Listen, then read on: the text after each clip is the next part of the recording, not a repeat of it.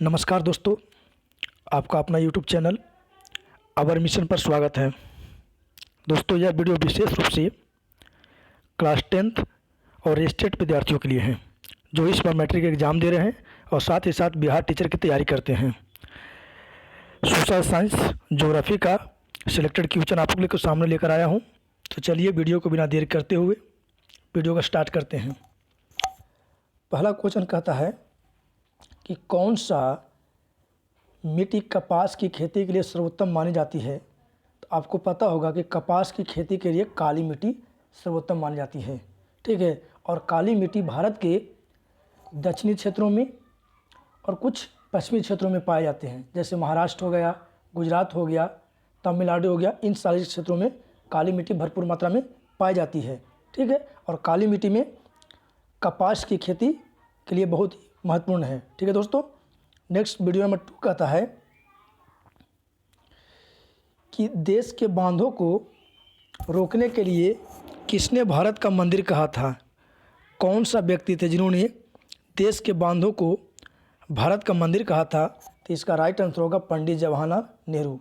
भारत के प्रथम प्रधानमंत्री पंडित जवाहरलाल नेहरू जो है देश के बांधों को भारत का मंदिर कहा था। ठीक है दोस्तों, वीडियो अगर अच्छा लग रहा हो तो वीडियो को लाइक कर देंगे और अपने दोस्तों के बीच में शेयर कर देंगे। ठीक है दोस्तों, नेक्स्ट क्वेश्चन नंबर 3 कहता है कि तीसरा प्रश्न कि भारत में किस राज्य में वन का सबसे अधिक प्रतिशत है। ठीक है, भारत में किस राज्य में वन का सबसे अधिक विस्तार है। तो इसका राइट आंसर होगा मध्य प्रदेश यानी एमपी। एमपी में भारत के सबसे ज़्यादा वनों का विस्तार है। आपको बता दें कि वर्तमान समय में यानी 2020-21 के अनुसार अभी वर्तमान में भारत में जो है वन का प्रतिशत कितना हो गया, 21 से पार कर गया दोस्तों। अब आपको पता होना चाहिए कि किसी भी पर्यावरण के दृष्टिकोण से पृथ्वी पर 33% वन का होना अनिवार्य है दोस्तों।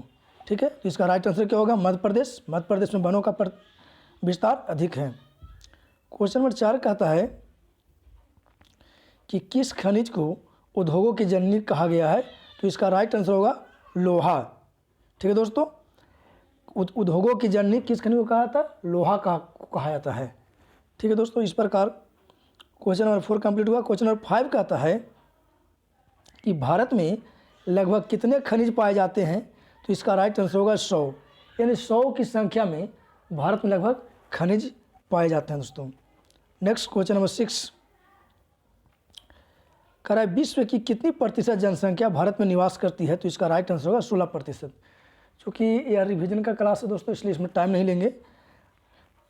कह रहा है विश्व की कितनी प्रतिशत जनसंख्या पर भारत में निवास करती है। तो 16, यानी करीब 16 से 17% के बीच में जो है पूरा विश्व की जनसंख्या का 17% या 16% जो है 16% भारत में निवास करते हैं दोस्तों। आपको पता होगा कि भारत में जनसंख्या की दृष्टि से विश्व में दूसरा नंबर है भारत। और आपको बता दें कि कुछ ही दिनों में 2 से 4-5 साल में भारत जो है चीन को पछाड़कर प्रथम संख्या पहुंच जाएगा यहाँ जनसंख्या की दृष्टि से। नेक्स्ट क्वेश्चन नंबर 7 कहता है कि भारत का सबसे बड़ा लौह अयस्क उत्पादक राज्य कौन सा है। तो इसका राइट आंसर होगा कर्नाटक। ठीक है, भारत में सबसे बड़ा लौह अयस्क कर्नाटक, और लौह अयस्क को यानी लोहा को उद्योगों की जननी की संज्ञा दी गई है दोस्तों। नेक्स्ट क्वेश्चन नंबर 8 एशिया का सबसे बड़ा परमाणु विद्युत गृह कौन है। तो इसका राइट आंसर होगा तारापुर। और तारापुर कहाँ पाया जाता है, महाराष्ट्र में। ठीक है, और यह जो है एशिया का सबसे बड़ा विद्युत गृह है दोस्तों, Tarapur Maharashtra. Next question number 9 कहता है कि उड़ीसा किस खनिज का सबसे बड़ा उत्पादक है, यानी उड़ीसा में कौन सा खनिज जो है सबसे बड़ा अधिक मात्रा में पाया जाता है। तो इसका राइट आंसर है मैग्नीज। ठीक है, मैग्नीज जो है उड़ीसा में पाया जाता है। नेक्स्ट क्वेश्चन नंबर 10 कहता है कि भारत के किस राज्य में सौर ऊर्जा के विकास की सर्वाधिक संभावनाएं हैं। कहने का मतलब है कि अगर सौर ऊर्जा का उत्पादन कहीं ज़्यादा किया जाए तो उससे ज़्यादा किस राज्य में संभावनाएं व्यक्त किया गया, तो इसका राइट आंसर होगा राजस्थान। इसका एक रीज़न भी है, क्योंकि राजस्थान में रेगिस्तान भागों की प्रतिशत क्या मैक्सिमम है, इसीलिए वहाँ जो है सौर ऊर्जा के विकास के लिए संभावनाएं ज़्यादा है दोस्तों। नेक्स्ट क्वेश्चन नंबर 11, कह भारत का प्रथम तेल शोधक कारखाना कहाँ स्थित है, तो इसका राइट आंसर होगा दिग्बोई। आपको पता होगा कि सबसे पहला अगर तेल शोधक कारखाना कहेगा तो कहाँ होगा, डिगबोई। और डिगबोई कहाँ पर आता है, बताइए, डिगबोई असम। ठीक है दोस्तों, तो सबसे भारत का प्रथम तेल शोधक कारखाना कहाँ है, डिगबोई। क्वेश्चन नंबर 12 कहता है कि भारत में तांबे का कुल भंडारण कितना प्रतिशत है, तो इसका राइट आंसर हो 125 करोड़ टन, यानी देश में तांबे का कुल भंडारण 125 करोड़ टन है। नेक्स्ट क्वेश्चन नंबर 13, चावल की खेती मुख्यतः मुख्य रूप से होती है किस मिट्टी में, तो जलोढ़ मिट्टी में। चावल की खेती जलोढ़ मिट्टी में, और आपको बता दें कि जलोढ़ मिट्टी को ही दोमट मिट्टी कहा जाता है, दोमट मिट्टी कहा जाता है। ठीक है, जलोढ़ मिट्टी को दोमट मिट्टी, और यही सबसे मिट्टी जो है सबसे उपजाऊ मिट्टी की श्रेणी में रखा गया है, यानी दोमट मिट्टी या जलोढ़ मिट्टी। उसी प्रकार से काली मिट्टी में क्या किसका उत्पादन अधिकतर होता है, तो कपास का। ठीक है, और चावल की खेती के लिए दोमट मिट्टी। नेक्स्ट क्वेश्चन नंबर 14, चाय उत्पादन में विश्व में भारत का स्थान क्या है, तो इसका राइट आंसर होगा दूसरा। ठीक है, और पहला किसका है, तो पहला चाइना यानी चीन का। ठीक है, चाय उत्पादन में पहला चीन और दूसरा जो है भारत है। आपको बता दें कि भारत जो चाय का उत्पादन भी करता है और उपभोग भी ज़्यादा करता है, यानी उसका यूज भी ज़्यादा लोग यहाँ करता है। नेक्स्ट क्वेश्चन नंबर 15 कहता है कि भारत का सबसे बड़ा जूट उत्पादक राज्य कौन सा है, तो इसका राइट आंसर होगा पश्चिम बंगाल। ठीक है, सबसे ज़्यादा अगर जूट उत्पादन कहीं होता है तो वह होता है पश्चिम बंगाल में। और अगर आपको देश पूछ दे, देश हो जाएगा बांग्लादेश, याद रखिएगा बांग्लादेश। अगर पूछेगा कि किस देश में मैक्सिमम जूट उत्पादन होता है, तो उसका राइट आंसर होगा बांग्लादेश। और अगर भारत के किस राज्य में कहेगा, तो पश्चिम बंगाल। नेक्स्ट क्वेश्चन नंबर 16, कह रहा भारत का कौन सा शहर जो है ग्रैंड ट्रंक रोड पर स्थित नहीं है। ठीक है, तो इसका राइट आंसर होगा लखनऊ। अब देखिए, इसमें ऑप्शनली क्वेश्चन भी जा सकता है कि कौन सा शहर नहीं है, लेकिन आपको बता दें कि एक चतुर्मुखी जो योजना चला था, चतुर्मुखी योजना, जिसमें विश्व के महानगर जुड़े हुए हैं, तो ये जो जीटी रोड, जिसको हम लोग ग्रैंड ट्रंक रोड कहते हैं, GT road, grand trunk road, इसमें जो है लखनऊ जो है राजधानी, वो इस बीच सड़क पर नहीं आते हैं। सड़क के किनारे लखनऊ जो शहर है नहीं बसा हुआ है, कानपुर है, इलाहाबाद है, ठीक है, वाराणसी है, ये सब जो है जीटी रोड पर जीटी रोड के किनारे स्थित है, लेकिन लखनऊ नहीं है। आपको बता दें कि जीटी रोड का निर्माण किसने किया था, तो शेरशाह सूरी के द्वारा किया गया था दोस्तों। नेक्स्ट क्वेश्चन नंबर 17 कहता है कि देशों में कितने प्रतिशत विशेष आर्थिक क्षेत्र विकसित किए गए हैं, तो इसका राइट आंसर होगा 5। ठीक है, स्पेशल इकोनॉमिक जोन जिसको कहते हैं, ठीक है, SE special economic zone says कहा जाता है इसको। ठीक है, स्पेशल इकोनॉमिक्स जोन के क्षेत्र कितने में विकसित किया गया है, तो 5 क्षेत्र में, यानी देश में कितने विशेष आर्थिक क्षेत्र हैं, तो 5 हैं। ठीक है, जिसका सेज का फुल फॉर्म क्या होता है, स्पेशल इकोनॉमिक जोन।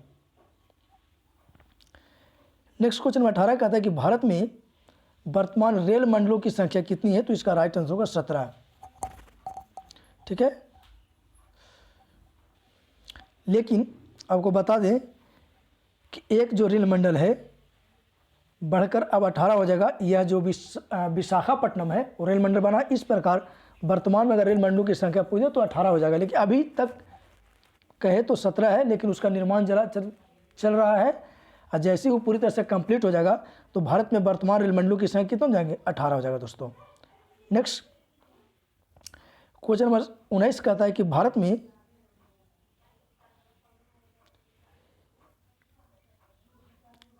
सबसे पहली रेलगाड़ी जो है किन स्टेशनों के बीच चली थी, तो इसका राइट आंसर मुंबई से थाने।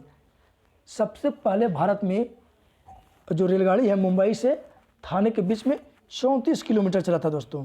34 किलोमीटर की दूरी तय किया था यहाँ मुंबई से थाने के बीच में।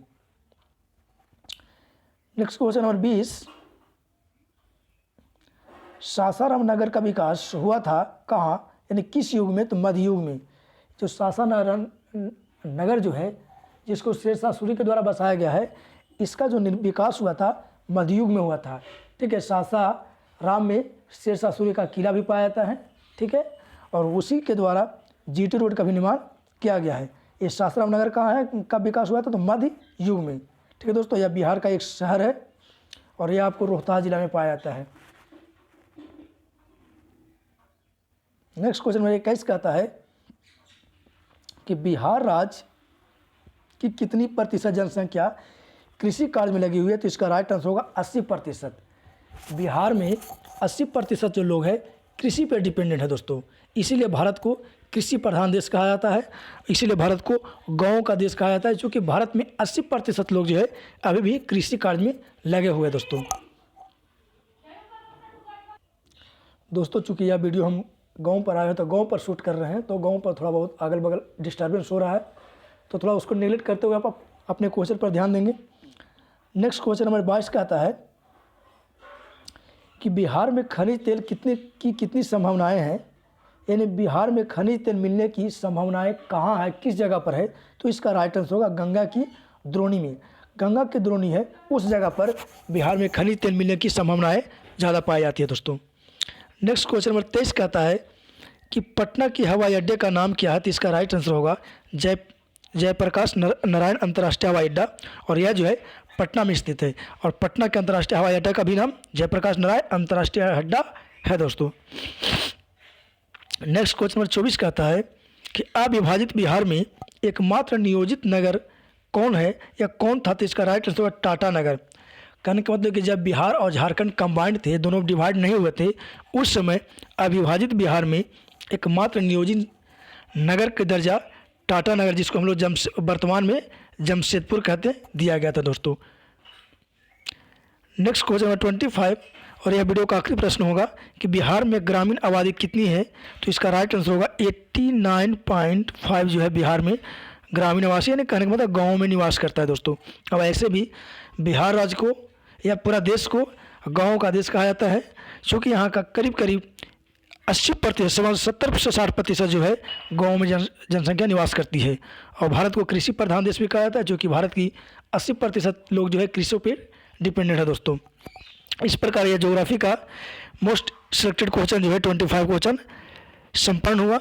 अगर वीडियो आपको अच्छा लगा तो दोस्तों के बीच में शेयर कर देंगे, लाइक कर देंगे और हमारे चैनल को सब्सक्राइब कर देंगे और बेल आइकन को दबा देंगे, जिससे कि आपको नोटिफिकेशन मिलता रहे दोस्तों। तो ठीक है, धन्यवाद दोस्तों देखने के लिए। तब तक के लिए नेक्स्ट वीडियो लेकर नहीं आते हैं, तब तक के लिए आपसे लेते चाहते हैं विदा। धन्यवाद।